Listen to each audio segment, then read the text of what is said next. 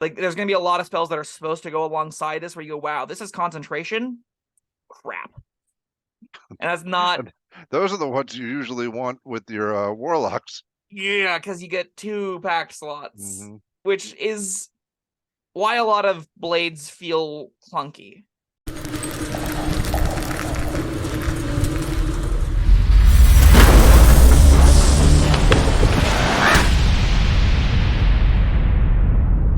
Hello, friends. Robert Bevan here, author of the Caverns Creatures series of comedy, fantasy novels, and short stories. With me is Sam West, and today is another. What is it? Still Warlock Wednesday. I thought these were Warlock done. What Wednesday. are we doing? We're doing more Warlock There's Wednesday. more? But we did all the invocations. What else can we possibly talk about? Morlock Wednesday. All right. Yes, we That one are. hurt. We're going to be doing the Pact Boons. Don't be coy. You've mentioned this at least 6 times while we were winding down the invocations. We're starting off today with Pact of the Blade. Yeah, so this is the pack weapons are all the 2nd level feature that warlocks get. Sorry, 3rd level feature that warlocks get that differentiate them in a pretty meaningful way. Well, one of them in particular does. Pact of the Blade. This one is like an archetype of warlock, like where their subclasses are often the defining archetype differences between like rogues and paladins and stuff. For warlocks, their pact is a really big deal. Which of these boons that they take? So like, this one, more so than any of the others, sort of locks you in a lane that the others can't. Most of their Pax boons are all like, oh, we're probably a blaster. Maybe we're a high utility thing. This one's like, no, you're doing this to be a martial character. So what this thing says is, you can use your action to create a packed weapon in your empty hand. You can choose the form that this melee weapon takes each time you create it. You are proficient with it while you wield it. The weapon counts as magical for the purpose of overcoming resistance and immunity to non-magical attacks and damage. It's part 1. Part 2. Your packed weapon disappears if more than 5 feet away from you for 1 minute or more. It also disappears if you use this feature again, if you dismiss the weapon, no action required by you, or you die. Next, you can transform one magic weapon into your packed weapon by performing a special ritual while you hold the weapon. You perform the ritual over the course of an hour, which can be done during a short rest. And finally, you can dismiss the weapon, shunting into an extra-dimensional space, and it appears whenever you create your pack weapon thereafter. You cannot affect an artifact or a sentient weapon in this way, but you can still bind those as packed weapons using the feature above. You just can't extra-dimensional them away. The weapon ceases to being your packed weapon if you die, if you perform the hour-long ritual on a different weapon, or you use the hour-long ritual to break your bond to it. The weapon appears at your feet if it is in the extra-dimensional space when the bond breaks. Okay. Now, going back to what you're saying, you can't affect an artifact or sentient weapon in this way. But you can still do the third thing. You transform one way. Now, I'd like to extrapolate that on a little bit. I only see the word melee 1 time in all of these. Does that mean that you can transform one magic ranged weapon into a packed weapon? Really? Yes. Oh, all right. I felt clever there, like I was getting away with something, but that's just an established thing. It definitely is an oversight, but yes. Oh, all right. Like, there's no... I have a hard time believing they were like, oh, we're going to call it Pact of the Blade, and everything's going to be called, like, melee ranged bonuses and stuff, and then they just missed a word, and now it's... You can use it with longbows. I mean, that's great for it. If you get a magic longbow and want to be a magic longbow character, go for it. The fact that you don't have any means of consistently getting that on your own is kind of an issue for this whole entire feature. Maybe. I think, just that magic bow is something to strive for. Are you going to build a character whose objective is to build like a ranged warlock, but you can't use your entire Pact of the Blade until your DM gives you a magic longbow? Use it differently. Okay, that's where we... Okay, this is the meat and potatoes of this feature. Yeah, yes. Okay. But we'll get into ranged warlock later. If you're building towards one, then the other is not going to be optimal, sure. Yes. Like, let's say the typical easiest pass lethal resistance to look at this thing as is functions as martial weapon proficiency. Mm-hmm. This is a martial melee weapon proficiency. This is I get a great sword. This is I get a rapier. This is, I get whatever the best version of the weapon category I want is. So if you want to go sword and board, you can get a longsword. If you want to get polearm master, you can get a halberd, right? All of that fits alongside what this does. Beyond that, the meat and potatoes of this is summoning and dismissing a weapon. That is not good. Like, this might sound exciting and neat and be like, oh, I got a weapon. But yeah, fighters start with weapons. Paladins start with weapons. That's just like in addition to the other things they get. You just now have the ability to magically conjure one. Now, you can mess around with this feature a little bit more to get some extra clever utility out of it. The fact that you can create new pack weapons as an action over and over again means you can, like, you make a really long spear, get a mining pick, or get a war pick to do mining stuff, right? Like, you can try to stretch this, use a whip as a rope in a pinch. It's corny, and it doesn't normally get you the result you want because you're going to still be restricted to the weapons table, but, like, you can do some cute little, oh, I'll get a dagger this time, and then I'll get a spear, and then I'll get can't get a slingshot, I don't know, a club. The real reason you take this is the invocations, because the invocation, and one of them more so than the rest, matters, and that one's Thirsting Blade. So 5th level, Right. It has Pact of the Blade prerequisite. It's important that we cover it because it's, like, pivotal to what this does, and that's extra attack. You can attack twice instead of once whenever you attack with the Pact Weapon on your turn. That's just the reason you take Pact of the Blade, because the rest of the text here is not exciting. It's like overcoming weapon resistance. You're making one attack around with it. If you don't get Thirsting Blade and you have Pact of the Blade, you basically are losing all of what the value of this Pact Boon brings. Make sense? Okay. Yeah. Fair? Yeah. Quick note, I also wanted to touch on the other Pact Boons you can get. So you can get Improved Pact Weapon, which lets you get, basically makes your Pact Weapon a +1, unless it's already magical, Yeah. which I is a remember bummer. talking about that. But it also, like, if you wanted to do the ranged thing, you could also, that version gives you the ability to make longbows, light crossbows, heavy crossbows, and short bows your Pact Weapon. So, like, that's an option for you. I don't know why it's just Oh, not does ranged it? weapons. So, Oh. yeah, Improved Pact Weapon gives you them +1 and lets you conjure longbows, short bows, light crossbows, and heavy crossbows. Life Drinker is the 12th level feature that adds your charisma modifier on hit to damage, so, like, encourages the Thirsting Blade, like a multi-attack thingy.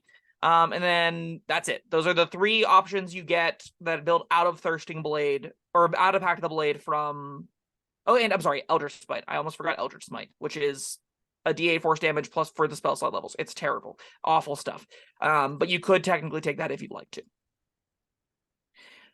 With those 4 and this thing in mind, you can do a lot of pretty bog standard martial character stuff.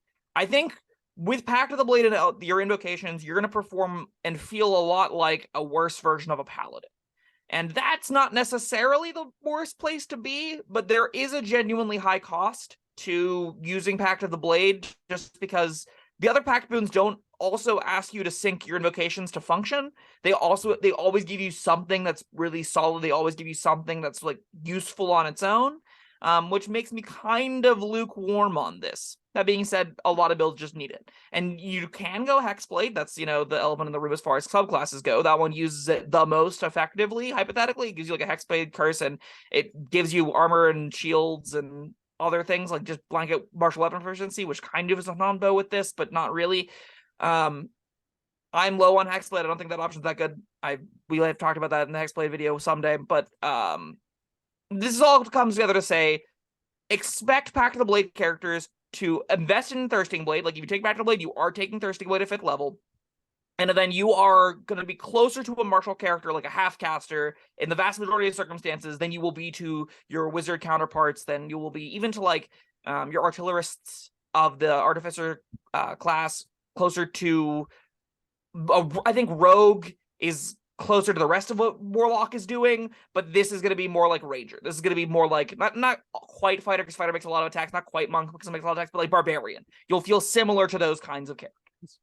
Great. Yeah, I will say you're better than Barbarians. That's not a high bar to clear, though. But you got some decent magic in there. We've been talking about Warlock spells lately. You don't have much, but what you got can be pretty good. A big issue is concentration. Oh, yeah, that's true. You're a melee range character. Like, you could sync another invocation to get, advantage on your concentration saves. And that doesn't feel great, but it makes things like Hex feel a lot worse. It makes Shadow of Moil actually functionally useless. Like, there's going to be a lot of spells that are supposed to go alongside this where you go, wow, this is concentration? Crap. And that's not... Those are the ones you usually want with your warlocks. Yeah, because you get 2 pact slots, Mm-hmm. which is why a lot of blades feel clunky. What I tend to do if I'm going to go Pact of the Blade is invest really, really heavily into my utility options and just say I'm a fighter in combat, right? Just say at 5th level, I have a Pact Boon that deals with my combat, and I have an invocation that deals with my combat. And the rest of what I'm taking is aimed at being a highly social character, as being a high utility exploration style character. My subclass normally will reflect that with like Archfey or Fathomless or something to that effect. I think that's going to be more of a clean route to go. That's going to have a bit more power baked into it. That's going to make you feel like a more cohesive and useful member of the party. You're just not going to be... Don't expect to paladin things into the ground. Don't expect to have 2 spell slots Elder Smite and can compete with half casters, because you can't in that realm. You're not going to be that good. I don't have a lot of warlock experience. I probably would not begin with Pact of the Blade. I see myself, my warlock self, as more of a blaster, but one that's, not just blast, blast, blast, but using things like repelling blast. I'm not just going to blast, blast, blast. I'm going to use repelling blast, blast, blast. I'm going to repel them into the other shit that I've got prepared. My sickening radiances. Yeah. Oh, Despite that, like, I haven't talked this up that much. This boon with Thirsting Blade, that package, does work on a lot of the archetypes, like a lot of the patrons. I mean, I definitely can see Archfey versions of them existing, where you're using your Fey Presence and Misty Escape to get some nice survivability and like blink around the battlefield. That's kind of cool. Celestial is, you're just playing a cleric but with extra attack and worse, but sure, why not?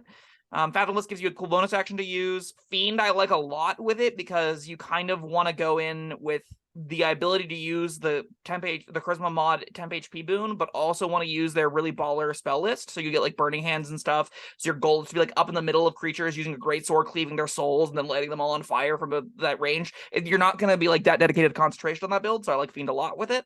There are duds, like I think... you probably don't want to be Great Old One if you're doing this, because it doesn't give you any melee support whatsoever. But, take Undead, take Hexblade, and if you have to, grab any of the other Warlock subclasses, and you can do Thirsting Blade things just fine. Like, this is to say more so, you don't have to be a Hexblade to have a functional character with Pact of the Blade. It really is just saying, getting extra attack at 5th level. That's basically what the Pact of the Blade does. So. All right. Is that it? I don't like I said, I'm not very experienced with warlocks. I guess we've covered it all. Basically, we covered all the subclasses that could work with it. We covered the gist of the builds, what they're going to look like. I will say one thing nice about this is it supports feats. So like you can very easily do a Polar Master build with Warlocks if you'd like. You could very easily do a Great Weapon Master build with Warlocks if you'd like. If you want a good spell roster that it's just like a decent chunk of out of combat utility, grab Pact of Blade, grab Thirsting Blade, 5 levels in Warlock, dip into Rogue for some, dip into other places, to support your build a little bit. You can do cool Barbarian multi-classes here. There's lots of flexibility and options where this can kind of be your extra attack 5 levels, and then you can get other features elsewhere that will cobble together, like Action Surge from Fighter and other neat little abilities that will empower your already extra attacking stuff that Warlock's giving you. There's a lot of fun customization that comes with Pact of the Blade that opens up the class a lot. So if you want to build a martial character and you're like, I don't want to be a barbarian, I don't want to be a monk, I want to have spells, this is a great route to explore. All right. Well, thanks for that. Thank you, Sam, and thank you everyone for joining us.